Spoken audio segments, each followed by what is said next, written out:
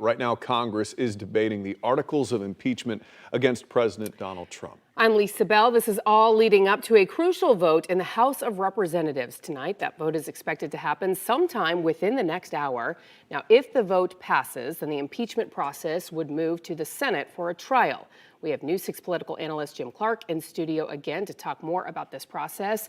And Jim, right now there's a lot of chatter, relatively new within the past 24 hours, about House Speaker Nancy Pelosi delaying sending these articles of impeachment over to the Senate after the House votes on them. Yeah, she controls the process, very much like a police department investigating a crime and then deciding whether to send it to the state attorney's office or not. So what would the purpose of that be? Because obviously they've held hearings, they've deposed a lot of people. Now they're voting. Why delay sending it over to the Senate? Well, I think a lot of the Democrats, especially from the left, want to drag this process out.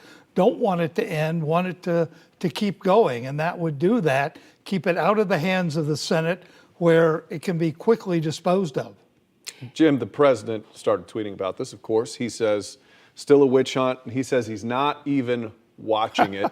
That's a little hard to believe. What do you think about that? You know, in the 1860s, Andrew Johnson said he wasn't paying attention to his impeachment hearings. Richard Nixon said that. Bill Clinton said that. And we found out later they were mesmerized by. So it's a little hard to believe President Trump's spokeswoman when she says, oh, he's been in meetings all day. And meanwhile, he's tweeting in reaction to people on television. So clearly, we're talking about the man's legacy here. And so he's obviously interested in it and has a huge stake in it. The president has also said he would like to call witnesses in the Senate trial, including the whistleblower, which there's a federal law that would ban the unveiling of the whistleblower's name, as well as the Bidens. Mitch McConnell has said he does not really want to call witnesses. He just wants to vote and move on. Who's going to win that argument? I think Mitch McConnell will.